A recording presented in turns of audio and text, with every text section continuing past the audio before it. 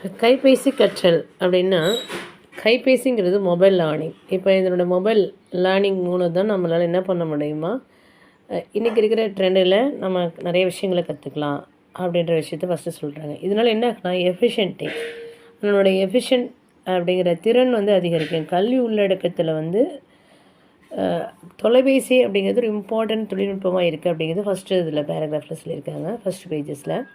Next இது வந்து மின்னஞ்சல் அனுப்புறதுக்கு மட்டும் கிடையாது. இந்த கைபேசி திறன் பல இளைஞர்கள் 11 வயது அடல்ட் ஏஜ் மற்ற எல்லா சூழ்நிலையிலும் நம்ம அதை பயன்படுத்தி நம்ம ஸ்கூல் காலேஜில் படிச்சுக்கலாம் அப்படி சொல்கிறாங்க. அப்போ மீனிங் ஆஃப் தி மொபைல் டெக்னாலஜிஸோடைய மீனிங் என்ன அப்படின்னு பார்த்தோம்னா, இது ஒரு வகையான சிறிய தொழில்நுட்பம். பர்சனல் நம்மளுடைய கம்ப்யூட்டரை யூஸ் பண்ணக்கூடிய ஒரு கையடக்க ஒரு கணினின்னு சொல்கிறோம். அது வந்து மடிக்கணினியாக நம்ம யூஸ் பண்ணிக்கலாம். ஒரு எளிய விஷயத்த நம்ம தெரிஞ்சுக்கலாம் எல்லா விஷயத்தையும்.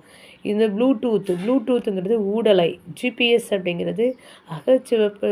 அதாவது ஜிபிஎஸ்ங்கிறது நம்மளுடைய நேவிகேஷன் பண்ணக்கூடிய குளோபல் பொசிஷனிங் சிஸ்டம் அப்படின்னு சொல்லுவாங்க.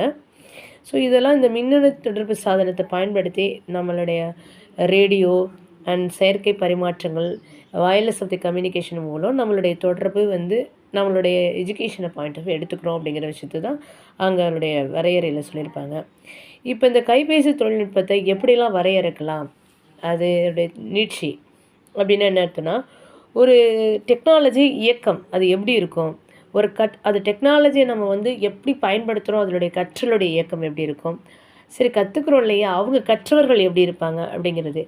அதாவது அந்த லேர்னிங் அப்படிங்கிற மெத்தடாலஜி எப்படி டிஃபர் ஆகுது அப்படிங்கிற விஷயத்த இங்கே சொல்லியிருக்காங்க. இங்கே 2-3 விஷயத்தை பார்க்கணும். லான் மற்றும் சி.